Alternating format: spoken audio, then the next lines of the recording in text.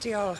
As we heard earlier, First Minister, after December the 31st, we could lose the pacer trains from the Valley's lines. Now, losing the pacers would normally be a cause for celebration because they're so old and so awful.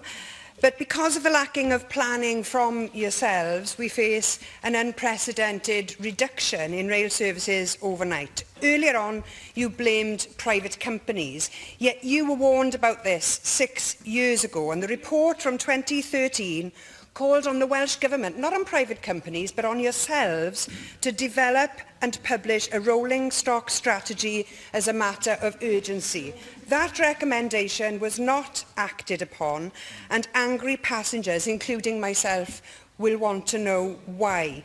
We cannot accept an even poorer service than we have now. My train was cancelled just this morning, and this is occurring more and more regularly. First Minister, what is your plan B if you can't use pacers after December the 31st?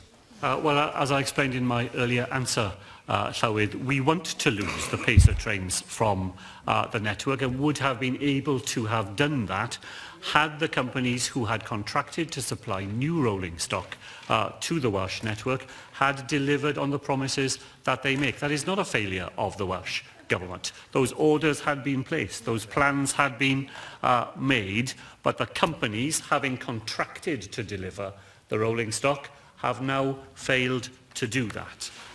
We remain in conversations, as I said, with the Department of Transport to go on using pacer trains in the short run until that new rolling stock does become available. But it has never been the long-term plan of Transport for Wales or the government to go on relying on pacer trains far into the future.